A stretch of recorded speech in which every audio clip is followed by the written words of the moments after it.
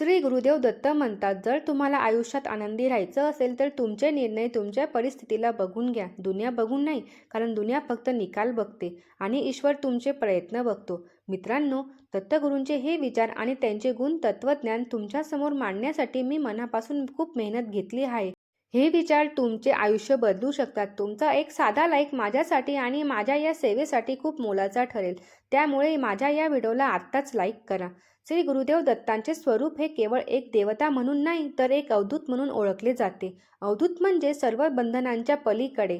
आजच्या काळात आपण सर्व एकाच गोष्टीने त्रस्त आहोत आणि ती म्हणजे चिंता आणि भविष्याची भीती. पण गुरुचरित्राचा सार समजून घेतला की लक्षात येईल की आपण ज्या गोष्टीसाठी रात्रंदिवस रडतो त्या गोष्टी आपल्या कर्माच्या हिशोबाने आधीच ठरलेल्या असतात. दत्तगुरूंचा पहिला आणि सर्वात महत्त्वाचा उपदेश कर्मावर आणि ईश्वरी नियोजनावर विश्वास हाच आहे. आज आपण बघतो, माणूस देवाला प्रश्न विचारतो, देवा माझ्याच वाट्याला हे दुःख का? पण गुरुदेव सांगतात, हे दुःख शिक्षा नाही तर ही एक प्रक्रिया आहे. जसं सोन्याला शुद्ध होण्यासाठी आगीतून जावं लागतं, तसंच आत्म्याला शुद्ध होण्यासाठी संकटातून जावं लागतं. ज्याच्या आयुष्यात जेवढा जास्त संघर्ष समजून जावे की नियतीने त्याच्यासाठी यशाचे शिखरही तेवढेच उंच ठरवलेले आहे. तुम्ही कधी विचार केला आहे का, समुद्र एवढा विशाल आणि शक्तिशाली का? कारण त्याने हजारो नद्यांचा वेग स्वतःमध्ये सामावून घेतलेला आहे. तरीही तो शांत आहे. माणसानेही तसेच असावे. बाहेर कितीही गोंधळ असो, लोकांची कितीही टीका असो, मनातून शांत राहणे हीच खरी शक्ती आहे. आपल्या दुःखाचे मूळ कारण काय आहे? आपण परिस्थिती बदलण्याचा प्रयत्न करतो, पण स्वतःला बदलत नाही. गुरुदेव स्पष्ट सांगतात, तुझ्या हातात फक्त कर्म करणे आहे. फळ देणे हे माझे काम आहे. जेव्हा तुम्ही देवाकडे काही मागता आणि ते मिळत नाही, तेव्हा निराश होऊ नका. याचा अर्थ असा आहे की देवाची तुमच्यासाठी काहीतरी वेगळी आणि मोठी योजना आहे. लहान मूल रडत असते की मला खेळायला चाकू पाहिजे, पण आई त्याला चाकू देत नाही. तिथे त्या मुलाला वाटते की आई वाईट आहे, पण आईला माहिती आहे की चाकूने त्याचाच हात कापला जाईल. आपण त्या लहान मुलासारखे आहोत आणि देव त्या आईसारखा आहे. अनेकदा आपण ज्या गोष्टी मिळवत असतो त्या गोष्टी आपल्या विनाशाला कारणीभूत ठरू शकतात. म्हणून देव आपल्याला त्यापासून वाचवत असतो. यालाच ईश्वरी कृपा म्हणतात. पण आपण अज्ञानामुळे त्याला दुर्भाग्य समजतो. आणि एक सत्य जे पचवायला कठीण आहे पण अटळ आहे, ते म्हणजे प्रतीक्षा, संयम हा यशाचा पाया आहे. आजची पिढी प्रत्येक गोष्टीत घाई करते, पण निसर्गाचा नियम बघा. माळी झाडाला 100 घागरी पाणी घालू दे, पण फळ तेव्हाच येईल जेव्हा ऋतू येईल. त्याआधी फळ येणार नाही. तुमचे प्रयत्नही 100% असू द्या, पण तुमच्या कर्माचे फळ योग्य वेळ आल्यावरच मिळेल. जोपर्यंत ती वेळ येत नाही तोपर्यंत संयम ठेवा आणि ईश्वरावर श्रद्धा ठेवा. श्रद्धा आणि सबुरी हे 2 शब्द साईनाथांनी वापरलेले आहेत, जे दत्ताचे स्वरूप आहेत. श्रद्धेचा अर्थ असा आहे की देवाला काय करायचे आहे ते माहीत आहे आणि सबुरीचा अर्थ आहे की देव ते योग्य वेळीच करेल. आपण म्हणतो की देव मला बघत नाही का? देव शांत आहे. लक्षात ठेवा, जेव्हा शिक्षक परीक्षा घेत असतो तेव्हा ते शांत असतात. ते विद्यार्थ्यांच्या प्रश्नावर उत्तरे देत नाहीत. जर तुमच्या आयुष्यात कठीण काळ चालू असेल आणि देव शांत असेल तर समजून जा की तुमची परीक्षा चालू आहे. तो बघतोय की संकटात हा कोलमडून पडतोय की माझ्यावर विश्वास ठेवून उभा राहतोय. जो या परीक्षेत पास होतो त्यालाच गुरुदेव जवळ करतात. मृद्याला खांदा देणे सोपं आहे, पण जिवंत माणसाला संकटाच्या वेळी आधार देणे हे त्याहून मोठे पुण्य आहे. दुसऱ्याच्या दुःखात सहभागी व्हा. तुमचे दुःख आपोआप हलके होईल. आयुष्यात बदल घडवायचा असेल तर तक्रार करणे सोडा. माझ्याकडे हे नाही, माझ्याकडे ते नाही असं म्हणण्यापेक्षा जे आहे त्याचा सर्वोत्तम वापर कसा करेन याचा विचार करा. सूर्य कधीही तक्रार करत नाही की ढग आडवे आले आहेत. तो फक्त तळपत राहतो आणि त्याची हीच सातत्य ढगांना हटवायला भाग पाडते. तुमचे प्रयत्न ही सूर्यासारखे असावेत. जेव्हा तुम्ही ईश्वराशी जोडले जातात तेव्हा तुमच्यात एक नवीन ऊर्जा येते. तुम्हाला समजते की हे जग, हे नाती, हे सर्व क्षणभंगुर आहेत. सत्य फक्त एकच, तुमचे कर्म आणि तुमची भक्ती. पण मग तरीही मानवी मन संशयखोर असते. आपल्याला पुरावा लागतो. आपल्याला वाटते की आपण जे ठरवू तसेच घडले पाहिजे. आपण निसर्गाच्या नियमात हस्तक्षेप करून पाहतो. पण जेव्हा माणूस देवाची योजना नाकारून स्वतःची मनमानी करू लागतो तेव्हा काय घडते हे सत्य समजण्यासाठी एका शेतकऱ्याची ही अत्यंत मार्मिक कथा खूप काही सांगून जाते. एका गावात एक कष्टाळू शेतकरी राहायचा.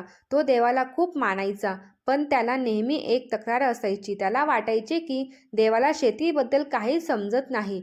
कधी खूप पाऊस पडतो, तर कधी अधिक दुष्काळ, तर कधी पीक हातात आल्यावर गारपीट होते. एक दिवस तो रागाच्या भरात देवाला म्हणाला, "देवा, तू हे जग चालवत असशील, पण तुला शेतीमधलं काही कळत नाही. तू अवेळी पाऊस पाडून आमचं नुकसान करतो. यावर्षी फक्त 1 वर्षासाठी निसर्गाचा ताबा माझ्या हातात दे. मी तुला कसं ऋतुचक्र चालवायचं ते दाखवतो." आणि देव म्हटले, "ठीक आहे.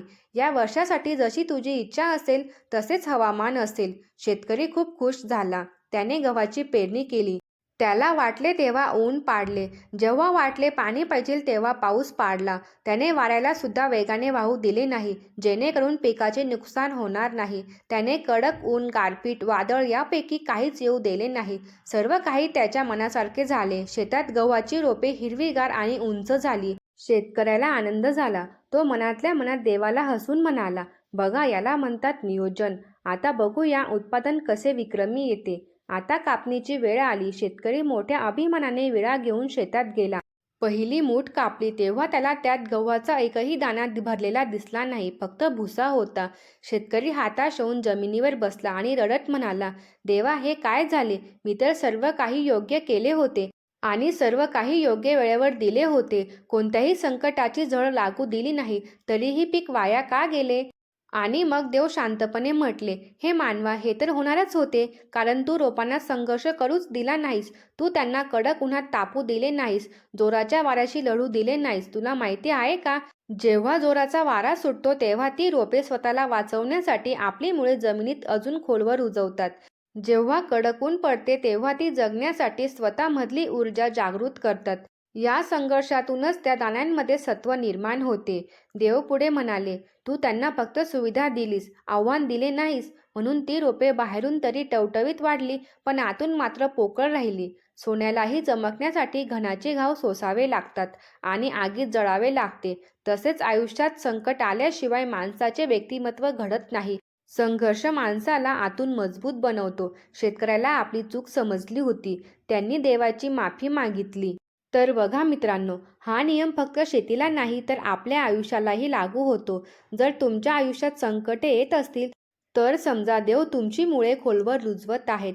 तो तुम्हाला भविष्यासाठी तयार करत आहे. ज्याने संघर्षाचा सामना केला नाही, तो आयुष्याच्या लढाईत कधीच जिंकू शकत नाही. म्हणून जेव्हा संकट येईल तेव्हा रडू नका, तर छाती ठोकून त्याला सामोरे जा आणि म्हणा, "मी तयार आहे." तरीही माणूस दुःखी आहे, कारण त्याचा खरा शत्रू बाहेर नाही तर त्याच्या आतच लपलेला आहे. समाज तुमच्या चांगल्या कामात कसा अडथळा आणतो, आता ते समजून घेऊ. कारण पुढच्या भागात आपण जाणून घेणार आहोत की मन आणि अहंकाराचा खेळ कसा चालतो आणि त्यातून सुटका कशी करून घ्यायची. ते एक रहस्य जे फक्त गुरुचरित्रात आहे, ते आपण आज उलगडणार आहोत. माणसाच्या आयुष्यात सर्वात मोठी शोकांतिका ही आहे की तो आयुष्यभर बाहेरच्या जगाशी लढत राहतो. पण ज्याच्याशी खरी लढाई करायची आहे, तो शत्रू तर त्याच्या आतच लपलेला असतो आणि तो शत्रू म्हणजे त्याचे स्वतःचे मन आणि अहंकार. गुरुदेव दत्त स्पष्ट करतात की या जगात तुमचे कोणीही वाईट करू शकत नाही. जोपर्यंत तुमचे स्वतःचे मन तुम्हाला कमकुवत बनवत नाही, तोपर्यंत तुम्हाला कोणी हरवू शकत नाही. तुम्हाला माहीत आहे का, मन हे आंधळे असते. मनाला भविष्याचे ज्ञान नसते. त्याला फक्त सध्याचे सुख हवे असते. विचार करा, एका रथाला 5 घोडे जोडलेले आहेत, पण त्या रथाचा सारथीच जर झोपलेला असेल, तर ते घोडे रथाला घेऊन कुठेही जातील आणि शेवटी खड्ड्यात पाडतील. आपले शरीर हा एक रथ आहे आणि आपले इंद्रिय हे घोडे आहेत. मन हे लगाम आहे आणि आपली बुद्धी हा सारथी आहे. आजच्या काळात समस्या अशी झाली आहे की बुद्धी जी मालक असायला हवी होती ती गुलाम झाली आहे आणि मन जे सेवक असायला हवे होते ते मालक झाले आहे. जेव्हा मन सांगते की आज काम करू नको, आज आराम करूया, तेव्हा बुद्धीने त्याला आदेश दिला पाहिजे की नाही, आजचे काम आजच झाले पाहिजे. पण आपण मनाचे ऐकतो आणि तिथेच आपल्या अधोगतीची सुरुवात होते. कारण रिकामे मन हे शैतानाचे घर असते. जेव्हा तुम्ही रिकामी असतात तेव्हा तुम्हाला भूतकाळातील दुःख आणि भविष्यकाळाची चिंता सतावत असते. जे लोक सतत कार्यरत असतात, ईश्वराच्या नामात दंग असतात, त्यांना डिप्रेशन किंवा नैराश्य कधीच येत नाही. मनाचा एक नियम आहे, ज्याला एका वेळी एक विचार करता येतो, जर तुम्ही त्यात श्री गुरुदेव दत्त हे नाम भरले तर तिथे चिंतेसाठी जागाच उरणार नाही. आता वळू या दुसऱ्या महत्त्वाच्या मुद्द्याकडे, जो आजच्या समाजाचा आरसा आहे, तो म्हणजे निंदा आणि टीका. तुम्ही कितीही चांगले काम करा, लोक तुमच्या चुका शोधणारच. अगदी स्वतः भगवंत जेव्हा अवतार घेऊन पृथ्वीवर आले तेव्हा लोकांनी त्यांना सोडले नाही, तर आम्ही कोण आहोत? पण इथे दत्तगुरूंचे अद्भुत गुपित आहे. निंदा करणाऱ्या व्यक्तीचा कधीही राग करू नका. उलट त्यांचे आभार माना, कारण निंदा करणारा व्यक्ती फुकटात तुमचे कपडे धुण्याचे काम करत असतो. संतांनी म्हटले आहे, निंदकाचे घर असावे शेजारी. जेव्हा कोणी तुमची निंदा करतो, तुमच्या पाठीमागे तुमचे वाईट बोलतो, तेव्हा तो आध्यात्मिक गणितानुसार तुमचे सर्व पापे धुवत असतो आणि त्याचे पुण्य तुम्हाला देत असतो. यामुळे जर कोणी तुमची बदनामी करत असेल तर खुश व्हा, कारण तुमची प्रगती आणि तुमचा रस्ता साफ होत आहे. ज्या समाजात आपण राहतो तिथे दोन प्रकारची लोक असतात. एक जे तोंडावर कडू बोलतात पण मनात निर्मळ असतात, आणि जे दुसरे तोंडावर साखरेसारखे गोड बोलतात पण पाठीत खंजीर खुपसत असतात.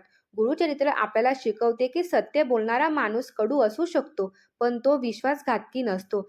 या उलट जो माणूस तुमच्या प्रत्येक गोष्टीला बोला हो करतो, तुमची खोटी स्तुती करतो, त्याच्यापासून सावध राहा. तो त्या गोड विषासारखा आहे जो हळूहळू तुम्हाला मारतो. खऱ्या मित्राची ओळख हीच आहे की जो तुमची चूक तुमच्या तोंडावर सांगण्याची हिंमत ठेवतो आणि जगासमोर तुमची इज्जत झाकतो. पण दुर्दैवाने आपल्याला आपली चूक सांगणारी माणसं आवडत नाही आणि आपली स्तुती करणारे स्वार्थी लोक आपण जवळ करतो. दुसरे सत्य स्वीकारा, ते म्हणजे एकटेपणा. आजकाल तरुणांना एकटे राहण्याची भीती वाटते, पण गुरुदेव सांगतात, एकटेपणा हा शाप नाही तर ते एक वरदान आहे. जेव्हा तुम्ही गर्दीत असतात तेव्हा तुम्ही जगाचे ऐकता, पण जेव्हा तुम्ही एकटे असता तेव्हा तुम्ही स्वतःचे आणि ईश्वराचे ऐकता. सिंह हा नेहमी एकटा चालतो, मेंढ्यांची कळप असतात. जर देवाने तुम्हाला एकटे पाडले असेल, काही मित्र दुरावले असतील, तर समजा की देव तुम्हाला स्वतःच्या जवळ घेऊ इच्छितो. हा काळ स्वतःला घडवण्याचा आहे, रडण्याचा नाही. आणि लक्षात ठेवा, कर्माचा नियम कोणासाठीही बदलत नाही. हे जग ध्वनी म्हणजे एकोसारखा आहे. तुम्ही डोंगरासमोर उभे राहून प्रेम ओरडाल तर प्रेमाचाच आवाज परत येईल, आणि जर शिव्या दिल्या तर शिव्याच परत येतील. तसेच तुम्ही कोणाचे चांगले केले असेल तर ते कोणत्या ना कोणत्या रूपात व्याजासकट तुमच्याकडे परत येईल. आणि जर तुम्ही कोणाचे मन दुखावले असेल, कोणाचे पैसे बुडवले असतील किंवा कोणाचा विश्वासघात केला असेल तर तयार राहा. निसर्ग त्याचा हिशोब नक्कीच करेल. अनेकदा आपण बघतो की वाईट काम करणारे लोक मजेत असतात आणि चांगले लोक दुःखात असतात. आपल्याला वाटतं की देवाच्या घरी अंधेर आहे, पण तसे नसते. ज्याचे पाप वाढले आहे त्यांना देव थोडी दोरी लांब सोडतो, जेणेकरून त्यांना वाटावे की आपणच राजे आहोत. पण जेव्हा ती दोरी खेचली जाते तेव्हा त्यांनाही सावरायला वेळ मिळत नाही. या जगात सर्वात मोठा अडथळा जर काही असेल तर तो आहे अहंकार. मी कोणीतरी आहे, हे पद माझे आहे, माझ्यामुळेच हे घर चालले आहे. हा मीपणा आज माणसाच्या विनाशाचे कारण बनले आहे. रावण, कंस, दुर्योधन यांच्याकडे काय कमी होतं? धन, शक्ती, बुद्धी सर्व काही होते, पण फक्त एका अहंकारामुळे त्यांचा सर्वनाश झाला. अहंकार हा त्या फुग्यासारखा आहे जो बाहेरून खूप मोठा दिसतो, पण एक छोटीशी सुई म्हणजे सत्य त्याला फोडण्यासाठी पुरेशी असते. आपल्या शरीरातच अहंकाराचा आणि नम्रतेचा एक अद्भुत धडा लपलेला आहे, जो आपण रोज अनुभवतो पण कधीच लक्षात घेत नाही. यासाठी एक प्राचीन दृष्टांत आहे जो तुमचे डोळे उघडेल. एकदा शरीरातील दातांना स्वतःच्या शक्तीचा खूप गर्व झाला. ते आपल्या शेजारी राहणाऱ्या जिभेला हिरावून म्हणाले, हे जिभे, तू किती कमकुवत आणि मऊ आहेस. तुझा काहीच आकार नाही, तुला हाड नाही. तू दिवस रात्र आमच्या पिंजऱ्यात बंद असतेस. आम्ही 32 जण आहोत. आम्ही ठरवले तर तुला एका क्षणात चावून तुझे तुकडे करू शकतो. मग आम्ही किती कडक आणि मजबूत आहोत. जीभ शांत होती. तिने अत्यंत नम्रपणे उत्तर दिले, दादा, तुम्ही मोठे आहात, तुम्ही मजबूत आहात, हे मान्य करते, पण खरी ताकद लवचिकपणात असते. माझी नम्रता हीच माझी शक्ती आहे. दातांना या उत्तराचा राग आला. ते म्हणाले, तुझे हे तत्वज्ञान तुझ्याकडेच ठेव. या जगात जो कडक असतो तोच टिकून राहतो. तू आमची बरोबरी कधीच करू शकत नाहीस. काळाचे चक्र फिरले, माणसाचे वय वाढू लागले, म्हातारपण आले, एक एक करून दात हळूहळू पडू लागले. जो दात सर्वात जास्त कडक होता तो सर्वात आधी पडला. एक वेळेस गर्वाने ताठरलेले ते 32 दात म्हातारपणी कोलमडून पडले. तेव्हा तोंडात एकही दात उरला नाही. तोंड पोकळ झाले. पण ती मऊ हाड नसलेली जीभ ती अजूनही तिथेच होती. अगदी जन्मापासून ते मृत्यूपर्यंत ती फक्त त्या माणसाची साथ देत होती. तिने कधीच जागा सोडली नाही. जेव्हा शेवटच्या श्वासाला त्या माणसाने पाणी मागितले, तेव्हा ते पाणी घशाखाली उतरवायला त्याच मजबूत दातांची नाही, तर त्या नम्र जिभेची गरज लागली. मित्रांनो, गुरुदेव दत्तांनी यातून जगाला एक महान सत्य सांगितले आहे. जे झाड वादळात ताठ राहते ते मुळासकट उडखडून जाते. पण जे गवत वादळ बघून नम्रतेने खाली वाकते ते वादळ गेल्यानंतर पुन्हा डौलाने उभे राहते. अहंकार तुम्हाला ताठ बनवतो आणि तोडतो. नम्रता तुम्हाला वाचायला शिकवते आणि जगायला शिकवते. जर तुम्हाला वाटत असेल की तुम्ही कोणापेक्षा श्रेष्ठ आहात, तर आठवण ठेवा, स्मशानात तुमच्यासारख्या लाखो श्रेष्ठ लोकांची राख पडलेली आहे. आज जे तुमचे आहे ते उद्या दुसऱ्याचे असेल. ही खुर्ची, हा बंगला, हे नाव, हे सर्व काही भाड्याचे आहे. मालकी हक्क फक्त त्या वरच्याचाच आहे. ज्या दिवशी तुम्ही हा मीपणा सोडाल, त्या दिवशी तुम्हाला समजेल की जग किती सुंदर आहे. वाद घालून जिंकण्यापेक्षा मौन राहून जिंकणे अधिक श्रेष्ठ असते. कारण कधी कधी शब्द जखमा करतात, त्या कोणत्याही औषधाने भरत नाहीत. तिसरा टप्पा. आपण कर्म समजून घेतले, आपण अहंकार आणि मनाचा खेळ समजून घेतला, पण तरीही माणसाच्या मनात दोन शक्तीचे युद्ध सतत चालू असते. एक शक्ती त्याला देवाकडे खेचते आणि दुसरी शक्ती त्याला पापाकडे खेचते.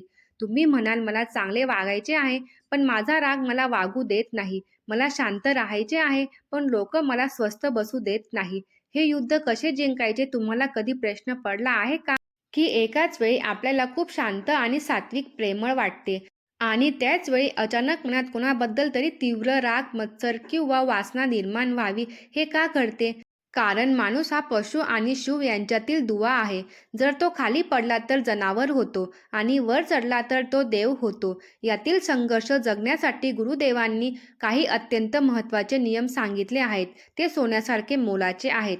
पहिला नियम क्षमा आणि विस्मरण. अर्थात जगात सर्वात ताकदवान माणूस तो नाही जो बदला घेतो, तर सर्वात ताकदवान तो आहे जो क्षमा करतो. गुरुदेव सांगतात, माफी वारंवार करा, पण विश्वास फक्त एकदाच ठेवा. जर कोणी तुमचा विश्वासघात केला असेल, तर त्याला शिक्षा देणे तुमचे काम नाही, ते काळाचे काम आहे. तुम्ही फक्त त्याला माफ करा आणि पुढे चला. कारण मनात राग धरून ठेवणे म्हणजे स्वतःच्या हाताला जळणारा कोळसा पकडून ठेवण्यासारखी आहे. दुसऱ्याला जाळण्याआधी तो तुमचा स्वतःचा हात जळतो.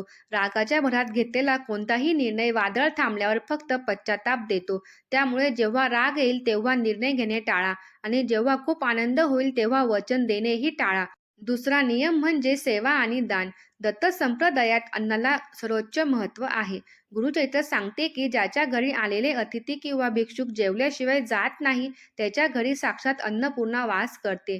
तुम्ही मंदिरात किती दान करता याला देवाला फरक पडत नाही. पण तुम्ही एखाद्या भुकेल्या जीवाची भूक भागवता का, हे तो नक्कीच बघतो.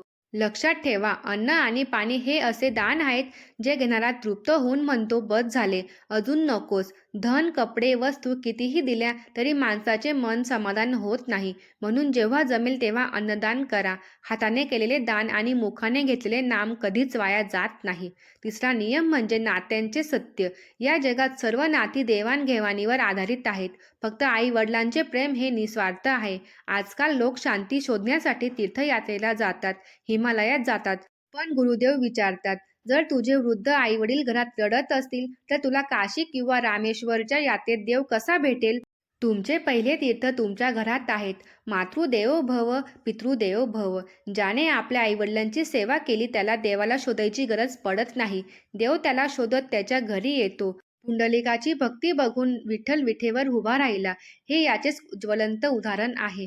चौथा नियम वाणीचा संयम आणि मर्यादा सोडली की गाव बुडतं आणि वाणीने मर्यादा सोडली की संसार बुडतो. माणसाचे पतन त्याच्या जिभेमुळेच होते. मग ते खाण्यातलं असंतुलन असं किंवा बोलण्यातलं कडवटपणा. शब्द हे बाणासारखे असतात. एकदा सुटले की परत घेता येत नाही. द्रौपदीच्या एका वाक्याने महाभारत घडले. त्यामुळे बोलताना तोल सांभाळा. जिथे तुमची किंमत नाही तिथे मौन राहणे हे सोन्यापेक्षा मौल्यवान आहे. आशा आहे तुम्हाला हे भगवान दत्तात्रय यांचे विचार आवडले असतील. हे दत्तात्रयांचे विचार आपल्याला जीवन जगताना नक्कीच अमृतासारखे ठरतील. त्यासाठी हा व्हिडिओ जास्तीत जास्त तुमच्या मित्रांसोबत शेअर करा आणि सबस्क्राईब करा.